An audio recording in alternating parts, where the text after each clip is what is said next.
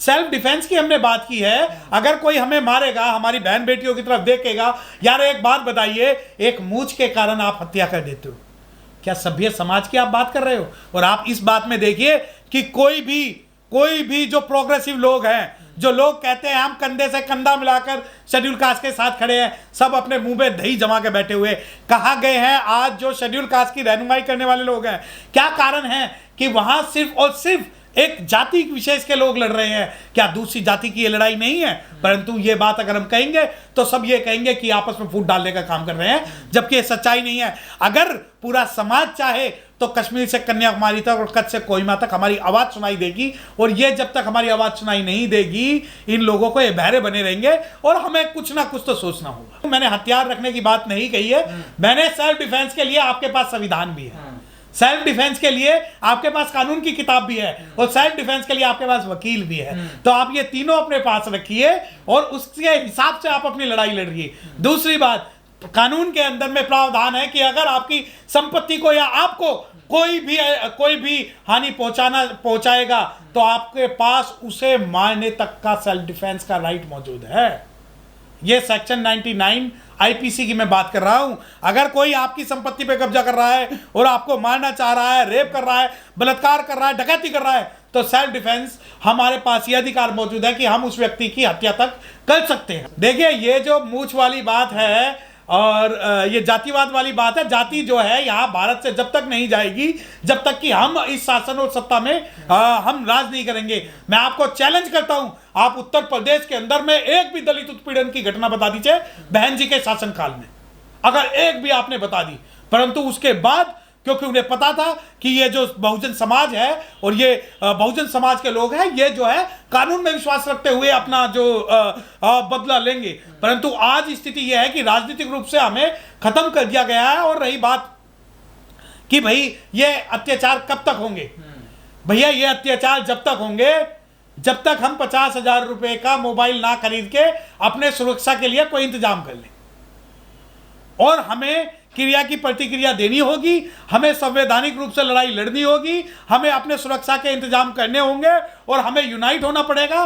बाबा साहब डॉक्टर भीमराव अंबेडकर जी के जो 3 मूल मंत्र हैं, शिक्षित बनो, संगठित रहो, संघर्ष करो, इन पे हमें अमल करना होगा। परंतु आज हम शिक्षित होके संघर्ष ना करके, संगठित ना होने के लिए हम एक दूसरे का कपड़े फाड़ रहे हैं, क्योंकि उनके नजरों में जो शेड्यूल कास्ट है वो इंसान थोड़ी हैं, उन्हें तो लड़ाई भी तो एक विशेष वर्ग की लड़नी है। वो तो यही चाहते हैं कि आप मरते रहो, हम राजनीति करते रहें।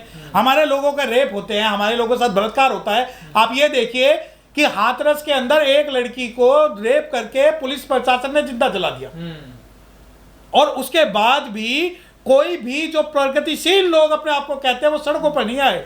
सड़कों पर सिर्फ आया अनुसूचित जाति समाज का लोग आया। उसके बाद जो है जितने भी ये लोग हैं, इन्हें कोई फर्क नहीं पड़ता कि दुलीना कांड में क्या हो रहा है, इन्हें कोई फर्क नहीं पड़ता मिर्चपुर कांड में क्या हो रहा है, इन्हें कोई फर्क नहीं पड़ता कि खेललांजी में क्या हुआ, इन्हें कोई फर्क नहीं पड़ता कि फूलपुर बातें में क्या हुआ, इन्हें कोई फर्क नहीं पड़ता कि बथानी टोला में क्या हुआ, इन्हें कोई फर्क नहीं पड़ता कि रणबीर सेना बन के जो हमारे लोगों को जब सरेआम भून देती थी, इन्हें कभी कोई फर्क नहीं पड़ा, क्योंकि इन्हें ये हमें आज तक इंसान की कैटेगरी में नहीं मान पाए।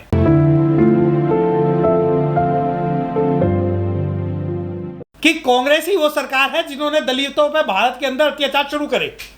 कांग्रेस ही वो सरकार है जिन्होंने कभी भी शेड्यूल कास्ट को इंसान नहीं समझा, और कांग्रेस ही वो सरकार रही जिन्होंने जितने बड़े बड़े जो हमारे साथ नरसंहार हुए वो कांग्रेस के समय में हुए।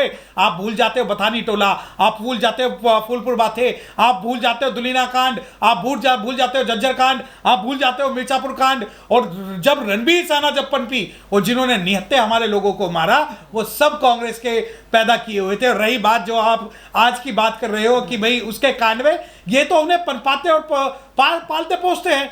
आप ये देखिए कि फूलन देवी के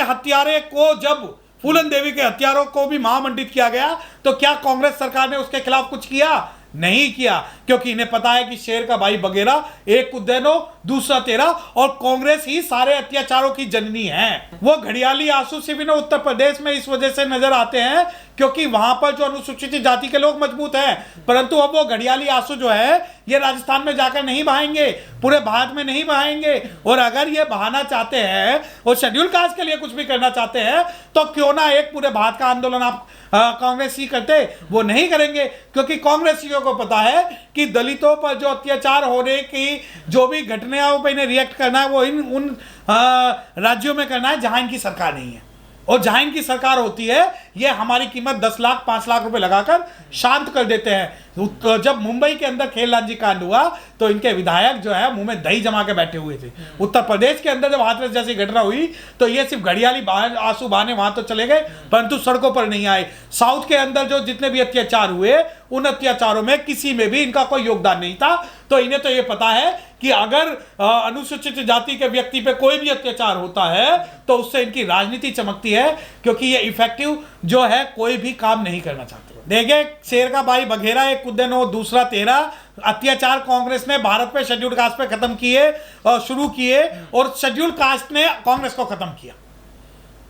जब इन्होंने अत्याचार हम पे शुरू किए हम राजनीतिक रूप से सक्षम हुए और बहुजन समाज ही ऐसा समाज है जिन्होंने कांग्रेस को खत्म कर दिया सिर्फ इन अत्याचारों के कारण। और रही बात कांग्रेस और बीजेपी के लिए, ये दोनों एक नूरा कुश्ती करते हैं। 2 दिन आपको ड्रामा करेंगे, सड़क जाम करेंगे, बाइट देंगे, रोएंगे, लेकिन फिर जाके सो जाएंगे क्योंकि इनके लिए, कांग्रेसियों के लिए कुत्ते बिल्ली और जानवरों की कीमत ज्यादा है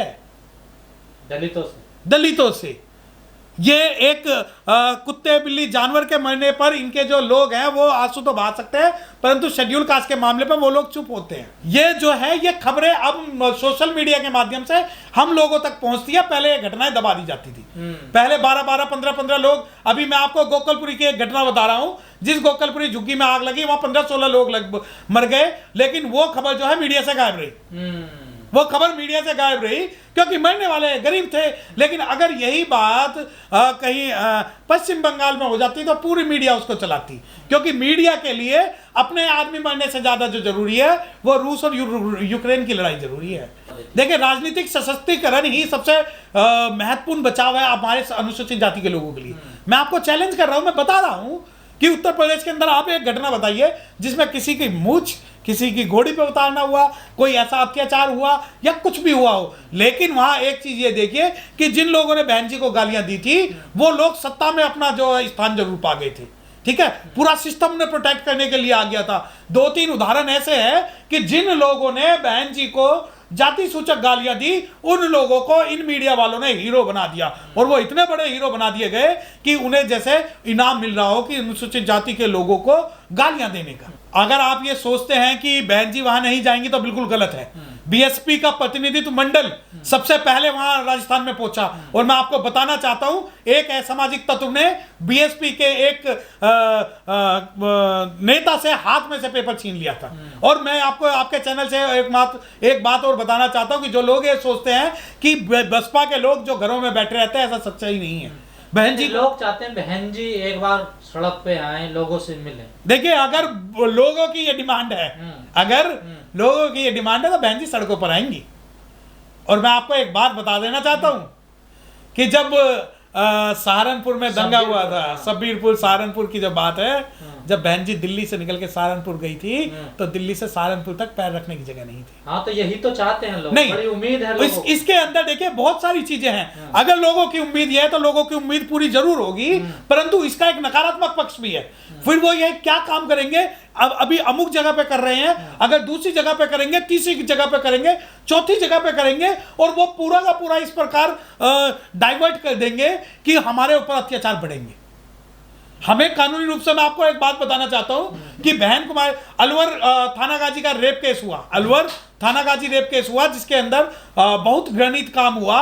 और मैं बताना चाहता हूं बीएसपी का एक छोटा सा वर्कर होने के नाते मैं कहना चाहता हूं कि उस केस के अंदर हमने भारत के अंदर सबसे बड़ी सजा जो है रेप केस के अंदर कराई, क्योंकि हम बहुजन समाज पार्टी के कार्यकर्ता हैं जो सिर्फ बात नहीं करते। और अगर आप चाहते हैं कि हम धरने प्रदर्शन में जाएं और कोर्ट का काम ना करें तो ऐसा पॉसिबल नहीं। कई लोगों का कहना है कि अगर बहन जी सड़क पे आएंगे तो समाज का जो है ना मनोबल बढ़ेगा, लोगों में एक उत्साहित होंगे, एक मजबूती पैदा होगी। देखिए बहुजन समाज पार्टी के बारे में बहुत सारी भ्रांतियां चलती है, बहुत सारी चीजें चलती है कि बहन जी सड़कों पर नहीं आती, और बहन जी सड़कों पर आएंगे तो लोग यूनाइट हो जाएंगे। साहब काशीराम पूरे जीवन भर सड़कों पर रहे, साहब काशीराम पूरे जीवन भर सड़कों पर रहे, पूरा जीवन उन्होंने साइकिल चलाई। अगर वो सड़कों पर आते और लोगों में क्रांति आती तो साहब काशीराम भारत के पहले मुख्यमंत्री पूर्ण बहुमत से बनने वाले होते उत्तर प्रदेश में। परंतु क्या उस वक्त समाज में जागृति आई?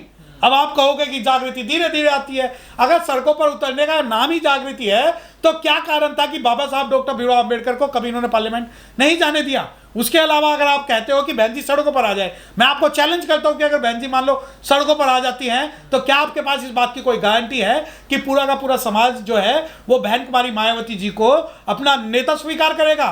परंतु उसके भी बहुत सारे कारण हैं। वो सोचते हैं कि हमारी बात ये माने, हम अपनी जो है अपनी प्लानिंग ना करें, हमारी बात माने।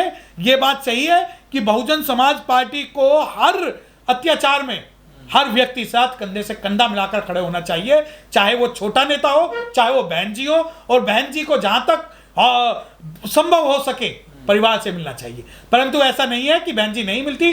रोहित वेमुला की फैमिली से बहन जी मिली, हाथरस की फैमिली से बहन जी मिली, और उसके अलावा जितने भी अत्याचार हुए उनसे सबसे बहन जी मिली हुई है, और ये ऑफिशियली है।